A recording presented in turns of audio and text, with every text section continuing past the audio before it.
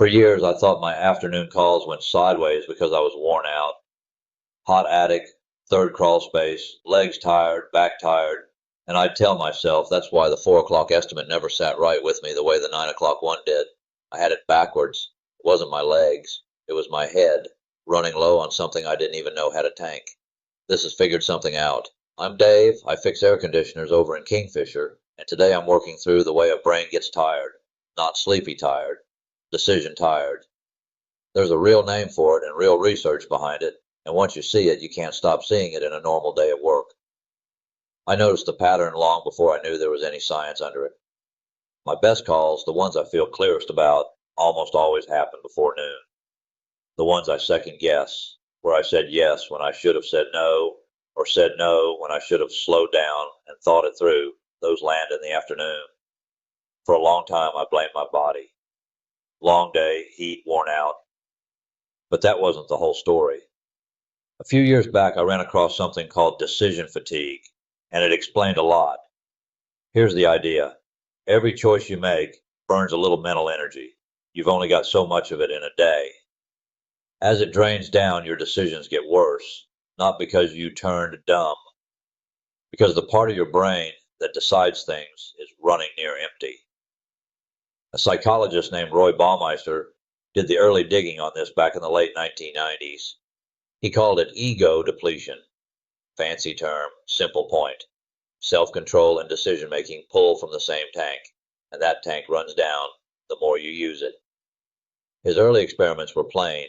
He'd have folks sit in front of chocolate chip cookies and resist eating them, then hand them a hard puzzle. The ones who'd spent energy fighting the cookies quit the puzzle sooner, not because a cookie is complicated, because willpower and hard thinking come out of the same well. But the study that really grabbed me came out in 2011 from a researcher named Danziger. He and his crew looked at more than 1,000 parole board decisions in Israel across a full year. What they found stops you cold. Prisoners who went in front of the board first thing in the morning got parole about 65% of the time.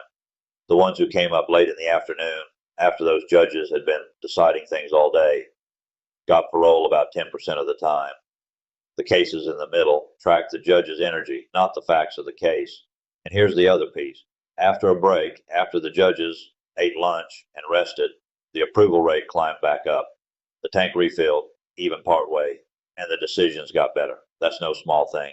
Those are judges, trained people whose whole job is being fair. And still, by late afternoon, they weren't ruling worse because they were bad at it. They were ruling worse because deciding all day had cost them something real. Now that I know the shape of it, I see this in the trade all the time.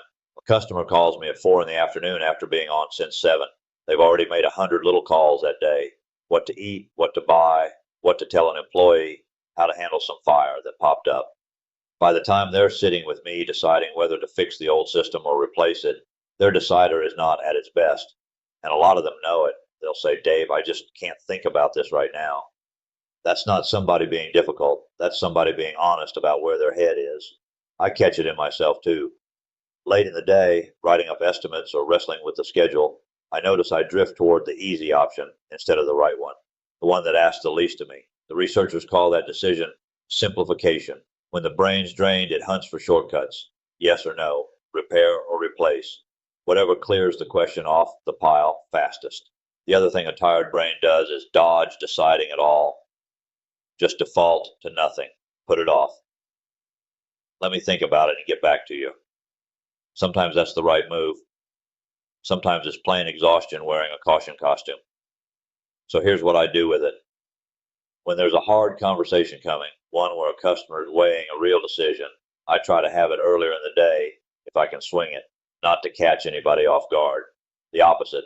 I want them sharp when we talk it through. A new system is real money out of their pocket. They deserve their clearest head on it, and I guard my own mornings for anything that takes real judgment.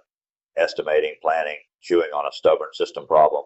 Routine stuff I push to the afternoon when I can, because routine doesn't drink from the same tank. Those judges ate lunch and came back better. That tells you something. Even a real break, not a 3-minute scroll on your phone, but an actual stop, gives the brain a little back. I've gotten more deliberate about it. Sit in the truck 10 minutes, eat something.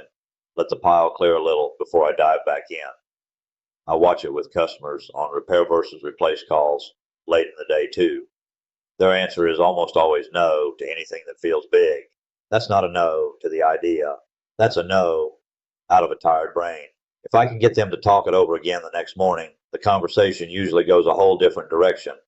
Here's what I figured out. Your brain runs on a budget for decisions, and it spins that budget down all day, whether you clock it or not. The research is clear.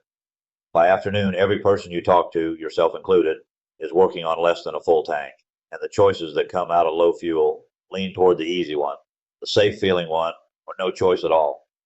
Knowing that doesn't erase it, but it changes how you work around it. Guard your mornings for what matters most. Take real breaks. Don't corner yourself or anybody else into a big decision at the tail end of a long day. And when something feels muddy in the afternoon, sleep on it and take another run at it. It usually clears up. This has Figured Something Out. I'm Dave Hartzell. Thanks for riding along with me. Call 405-375-4822 or book at hartzellsheethair.com.